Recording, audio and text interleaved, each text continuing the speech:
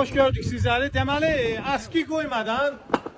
askı koymadan 14'lük armatörü bir de gördüğünüz gibi Silverblow'du. Dişimden ayacağım ve 14'lük boltu askı koymadan dişimde ayacağım. Eşk olsun bizim Azerbaycan halkı.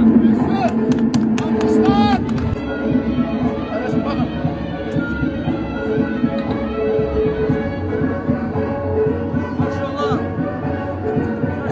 Ve bir.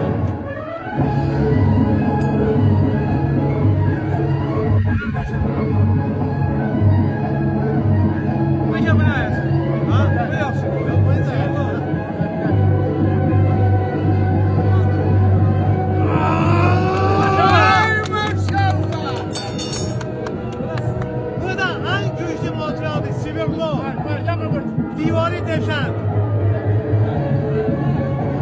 Bakın. Ölçüleri hareketler.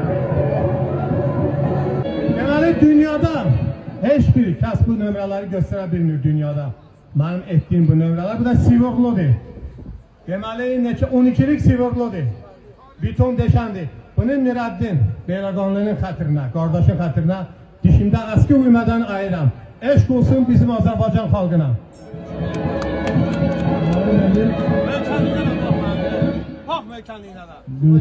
Mükemmel.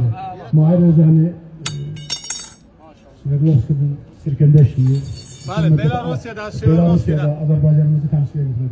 Hem de bizim el pehlivanlar birinci sanat bölgesine süre nümayendesi.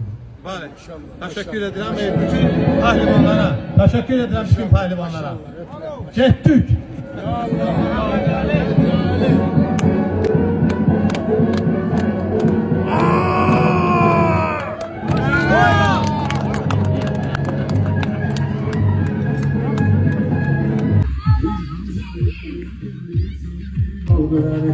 Sen özün fikirleş ki kimse adı ayırmalı.